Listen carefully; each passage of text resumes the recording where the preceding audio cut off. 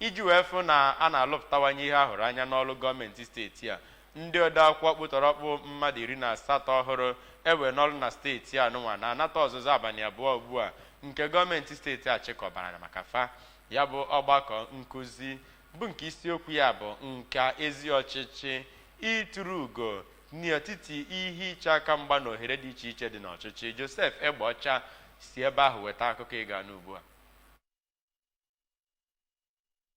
ndị ọrụ na Anambra steeti bụ barista Theodora Igwegbe nọrọ kene gọvanọ Chukwuma Soludo maka isi n'etiti ndị ọrụ ruru 30,000 enwere na Anambra steeti wee rọpụta ndị ahụ ga-anọ n'ọkwa permanent secretary, ebe ọ gwaziri ndị ahụ nwere isi ọma ka ha gbaa mbọ na-ejikọ aka ọnụ ya na ndị kọmishọna, ndị otu ha nakwa ndị na-arụ ọrụ n'okpuru ha, ọbụnadị ịgbaso amụma na ebumnuche gọvanọ Soludo n'ọrụ ha na ngalaba dị iche iche. Ka ọ na-enye nkụzi na ya bụ mmemme ihe ọmụmụ, ka barista Igwegbe nọrọ